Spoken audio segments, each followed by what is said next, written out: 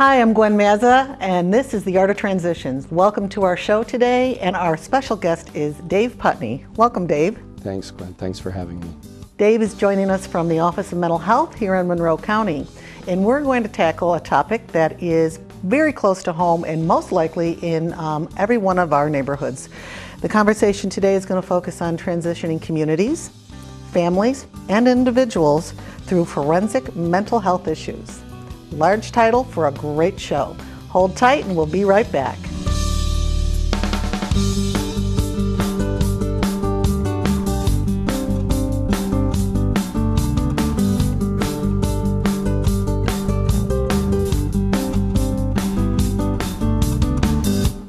Welcome back to The Art of Transitions. And again, our guest is Dave Putney from the Office of Mental Health here in Monroe County. Dave, welcome. Thanks so much for having me. I appreciate it very much. It's nice to have you here. Dave, would you be able to share with our audience today your actual role at the county? And we'll talk about a little bit about what we're going to talk in terms of the topic. Sure. I have the privilege of working with Monroe County for people with significant mental health and other conditions where people have significant disabilities in the areas of mental health, developmental disability, substance use. And I oversee priority services, and that includes in part our socio-legal services. And so we are looking out to make sure that people with significant mental conditions are able to access the care and treatment that they need, and that they can actually move towards recovery in their lives. The reason you and I got together and we wanted to have some of this conversation with our audience today is there's so much exposure to shows like CSI, to Criminal Minds, and they're portraying individuals and humans with some serious mental health issues. And you being a licensed mental health counselor and myself being a licensed mental health counselor, we want to really bring some compassion and understanding to the community so that you, the listening audience, can move from maybe a fear-based kind of space to more educated knowledge and, again, compassion and understanding for what happens for individuals who do have severe and significant mental health issues. I agree. You know, the portrayals in certain ways are very helpful. Right. Because they do give voice to some pretty significant conditions and situations that people are facing. And there's been a lot of nice effort from the National Alliance for Mental Illness to ensure that people are portrayed in realistic and compassionate ways. You know, one of the things that happens sometimes is because of the way, understandably, that news stories need to run, some people say, well, I knew he would get off, or I knew she wouldn't get sentenced. They're making excuses for her. Oh, she's just mentally ill. Well, I would challenge that notion or set of notions by suggesting that very few people are just one anything.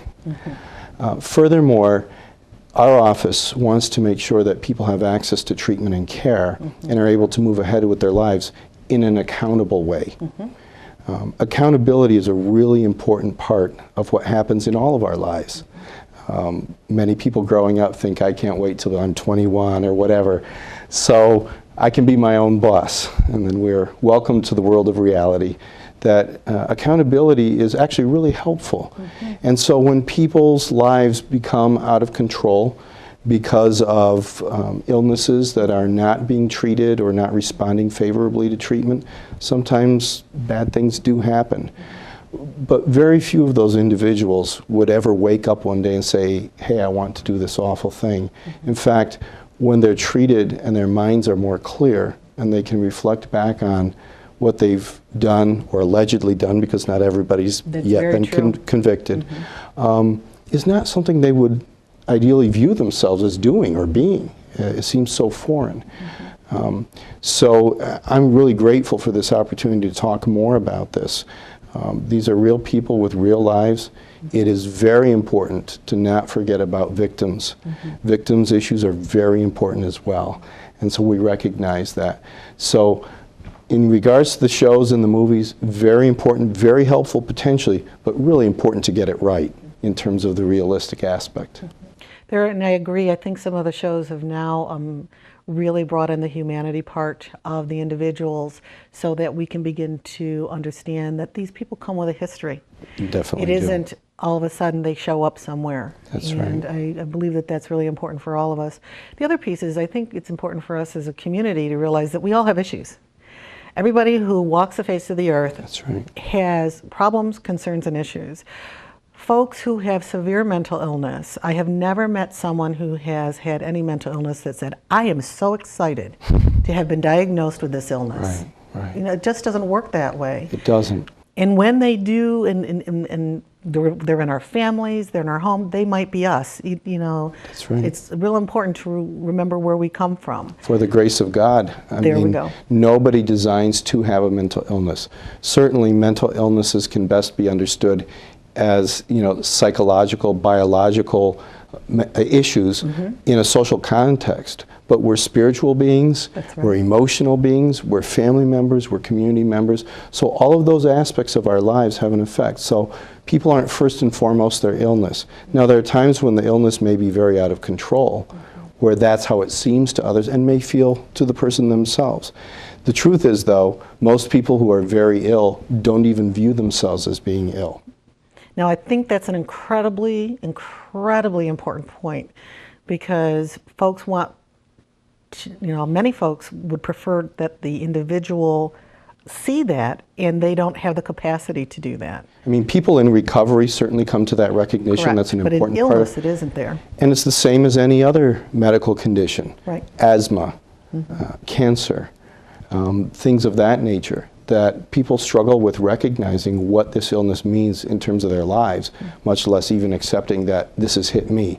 Nobody sets out planning to have an illness. So Whether it's physical and or mental illness. that's right. Neither way. That's right. And so when people are stricken with acute phases of their illnesses, there are powerful and debilitating effects. It is all-consuming, and it gets to the point where they become hopeless. Sometimes they even lose the ability to recognize what they feel. I want to get back a little bit, if I may, though, to the aspect of not being aware. For people who are acutely or very ill, there is a whole term related to that, and it's been studied by scientists, where it's not that people reject that they have an illness, it's that they don't realize. So it's not the same as in classical analysis and psychiatric treatment of years gone by, where people would say, well, this is just denial. Certainly there's a time and place for looking at denial in our lives. Correct. But people who suffer from significant mental conditions. Could you give an example of a severe Sure. mental illness? One of the ones most talked about, certainly in the public realm, is schizophrenia, which comes from a term related to split mind. It's not multiple personalities. It's a psychotic illness where people hear voices, but they can recover from it with treatment. Another example of a significant mental illness might be bipolar illness, which in days gone by was referred to as manic depression. Many people still use that term. Major depression and other kinds of mood disorders. There are also personality disorders or conditions. So there's a wide swath of conditions. And the other thing is, many people who get into legal trouble can't, again, it's not fair to say, well, they are a schizophrenic or they are only schizophrenic. Many people have traits of various conditions which can affect them differently on different days. The other thing is, we in the scientific arena would like to think that diagnoses are cut and dry. And they aren't. They're really not. And that takes me back to the realm of mental illness and mental wellness. No one person, I would argue, is probably 100% mentally ill, nor are they likely to be 100% mentally well. These are on a gradient. It's a sort of a dichotomy as people express it in movies or in books, but it's not really that way. There are various layers or aspects of wellness. So as we live within the community, how can we as individuals begin to affect the way we interact with individuals who have severe mental illness? Wonderful question. I remember before I had any experience working in the field, seeing folks doing things that frankly looked odd. Right. And I just couldn't imagine what would cause a person to be like this. And in fact, it scared me. So the first thing I would recommend is to not be automatically fearful. we as human beings need to survive. So it's important that we look out for our safety and our well-being. But the first thing I'd like to emphasize is that most people with significant mental illness are not violent and they're not dangerous. Thank you. So if you look at the total collection of violent acts done that we know of, the majority of those people would not have a mental illness. And most people with mental illness or conditions don't commit violent acts. Now, So that may be a real big myth that the community, walks with. yes. Now, I would like people to know, though, that some people with significant mental conditions who have a history of violence and are not treated could be potentially dangerous. So it's important to keep that in mind, that people who are not receiving the benefit of treatment and aren't on a path towards recovery might become scared. Much violence that's enacted by people with mental illness is because a person is afraid. They're afraid of something that they perceive to be very real that might not be. Exactly. So, I would encourage people to engage with folks. We as human beings have desires. They're universal, pretty much regardless of how well or not well someone is. People have a need for affiliation or a friendship, connection with human beings. People with mental illness have that. They may not express it in the same ways we do. They may suffer from some skills regarding doing those kinds of skills and behaviors, but it doesn't mean they don't have those feelings.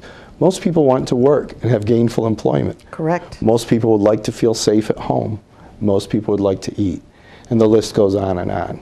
So people's needs are pretty much universal. So if we can cut through the layers and try to know people as a person, first and foremost, rather than this facade of somebody who, yes, may speak differently or may act differently, I think by getting to know them, they will feel accepted as a person, and it'll reduce a lot of anxiety for everybody. And my experience has been when individuals with severe mental illness are around individuals who they may not have that information, they become more anxious. Correct. So the anxiety is really what's playing out Right. in the arena with the folks Very often with the true. mental illness, Yes. or the one who may not have that severe mental illness. That's right. The not knowing. So simply having the conversation, spending time getting to know that individual. Really, if you have, I don't know, I'm really comfortable. That could be because of my background. That could be because of who I am. Right. I'm real comfortable having open conversations with, folks who have the illnesses. Right. Tell me, well, how's it going today? How are those things that are, popping through your head? They want to talk about it, just like anybody That's who right. has, cancer or something else. They want a small group of people that they have the opportunity to have that true relationship And with. that's pivotal. I'm so glad you said that. A lot of studies suggest that for somebody recovering from any illness, including mental illness, having at least one person That gets them. that gets them and that they feel is a go-to support person. And that's great if it's more than one, Right. but especially one, Right. is a curative factor in and of itself. I remember actually speaking to one of my siblings who actually has schizophrenia. And he's just, to me, he's adorable. I know that sounds crazy. He's a wonderful person in my life. And he's so grateful that I get him. Yeah. He talks about his friends, and he's lost 4 out of 5 of his friends over the last 4 or 5 years due to suicide, because they were not able to, with severe mental illness, who are not able to have supports of folks who get them. Yeah. And that's really the reality. It is a And big reality. It is a huge reality. Suicide in the context of hopelessness and real sadness and loss, there's a high rate for it. The other thing, if I could underscore, is people with significant mental illnesses die at younger ages than people Absolutely. without them. And, there are some people who try to debunk that information. It's really hard to do. People who can't think clearly have a harder time taking care of themselves, getting to the doctor, being careful about how much they drink in terms of alcohol, whether they choose to smoke, those kinds of things, and addictive behaviors are more prevalent. And if I could go back to what you're saying about seeing the person, which is clearly what you Right. do with your brother. Right. Adore him. Even if we're struggling to see the person, I would ask people to consider including people as in part of their lives. Going to a ball game, going out to get dinner or breakfast, sitting out in lawn chairs, whatever it is that we do ourselves, ask them if they want to be there. They may not ask in the same ways, or they may not ask at all. Correct. But the fact that they know somebody cares about them is really important, and can be the one thing that they can cling to at really difficult times.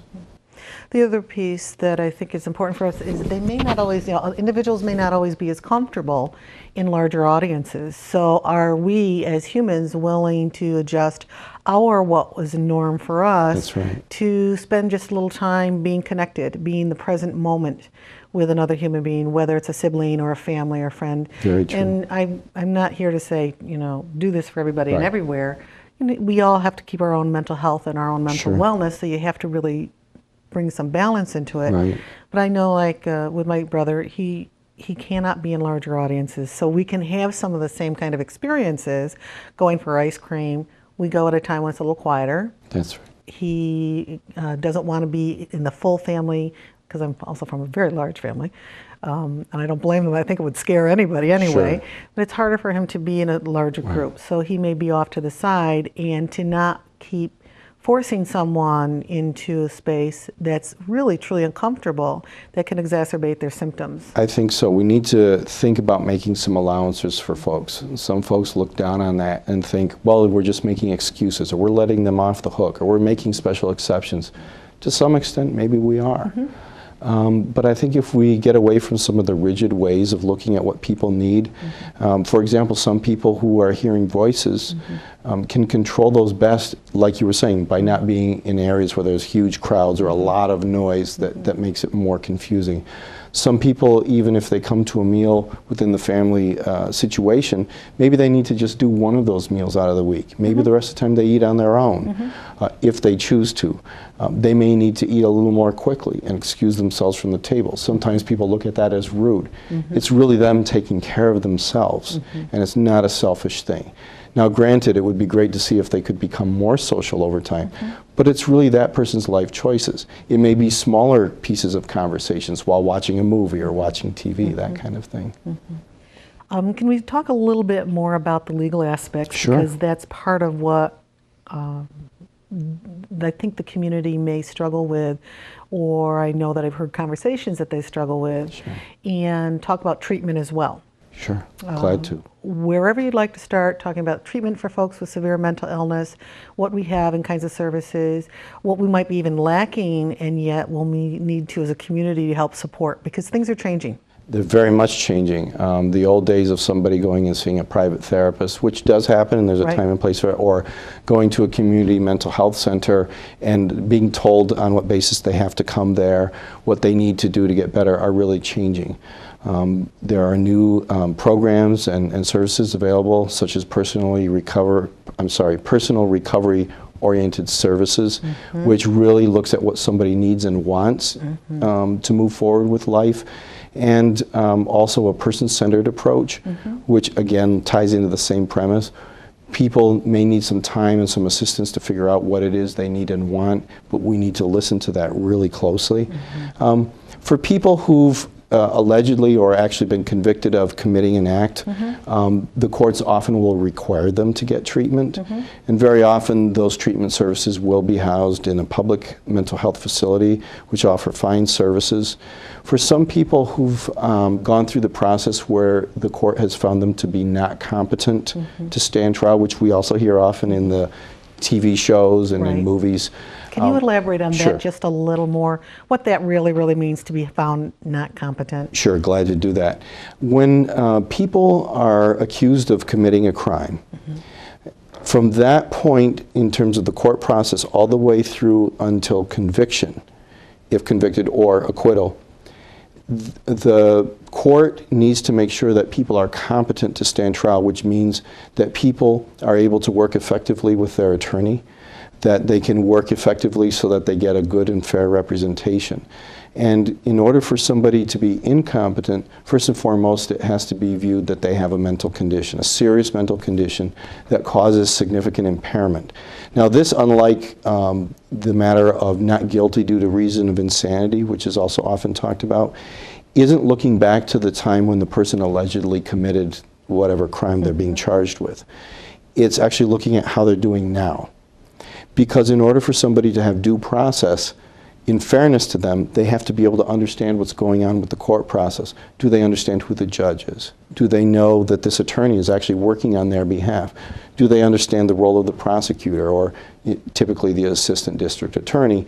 Do they understand who's kind of looking out for their interests and who's looking out for the interests of the victim or society, which is why we often say people versus so-and-so in a case. Right. So if a person is not competent and they're charged with a felony charge, then they would be sent to a forensic hospital system facility here in New York State for treatment until such time as they're restored to capacity or competence, which sometimes those terms are used a little interchangeably. Would they then stand trial? And then they could stand trial. They could. They may not, but they could. They could, Okay. or they may not. The reason I say may or could is, as you may hear in the news, many times people come to a plea agreement or a plea deal, and that often happens as people move forward. A person isn't, if they're not competent, then they're not competent to accept a plea deal. So a lot of times a person needs to be doing better in order to work effectively with their attorney to get the best deal possible.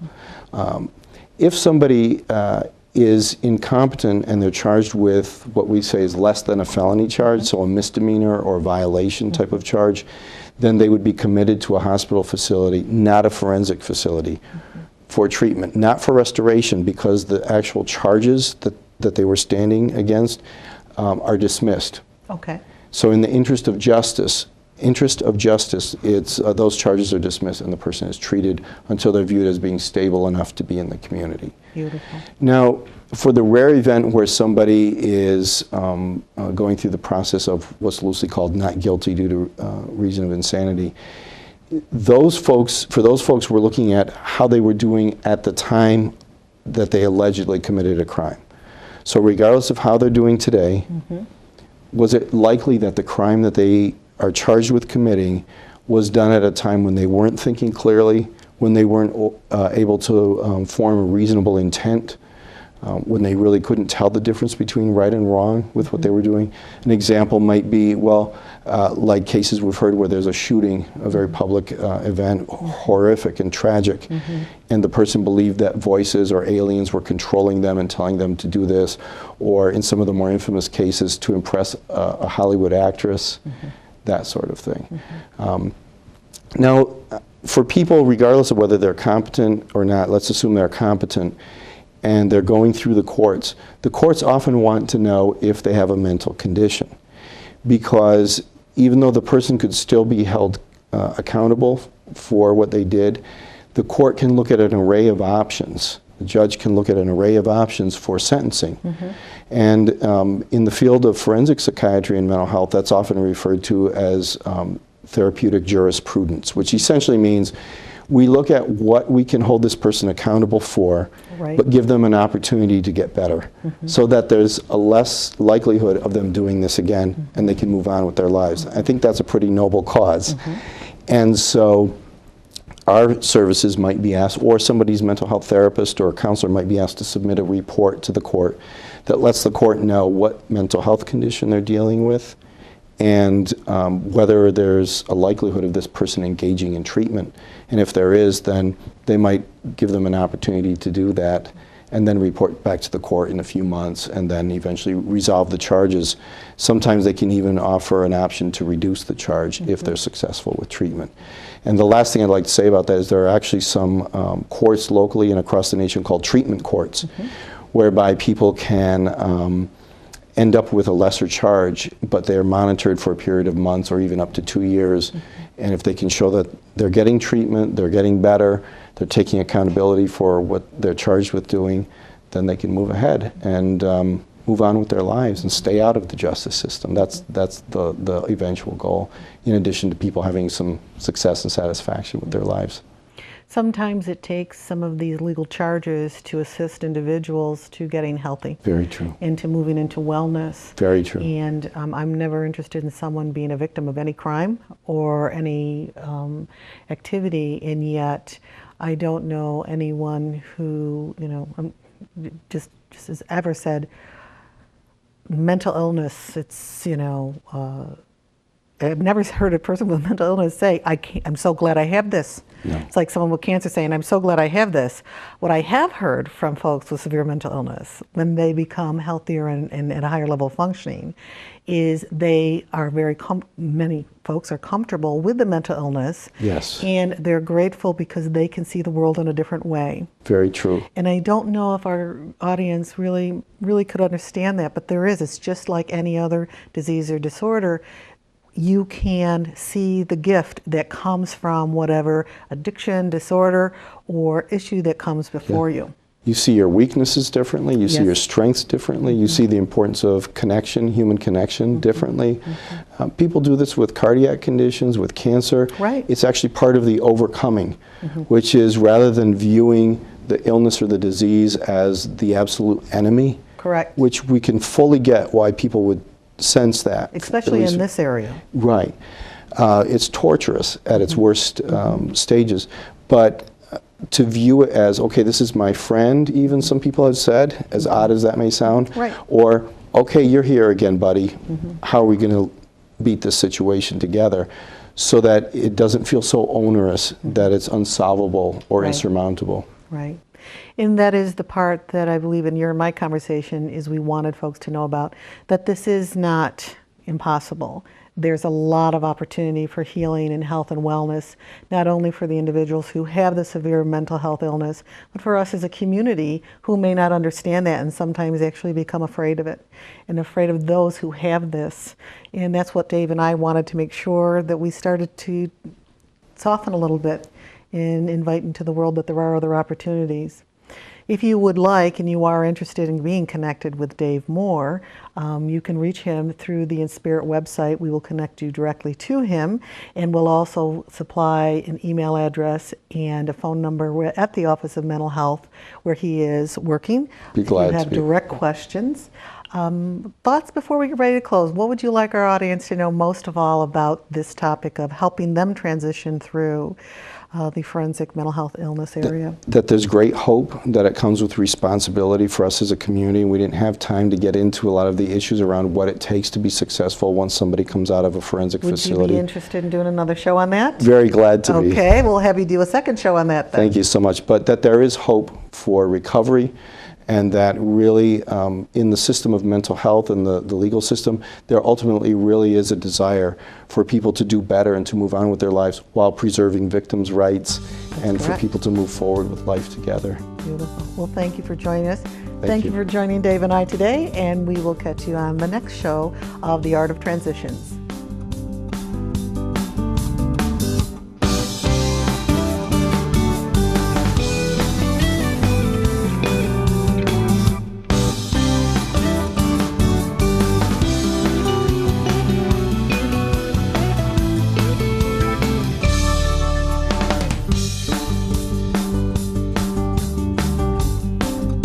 This program was produced through Penfield Community Television in Penfield, New York.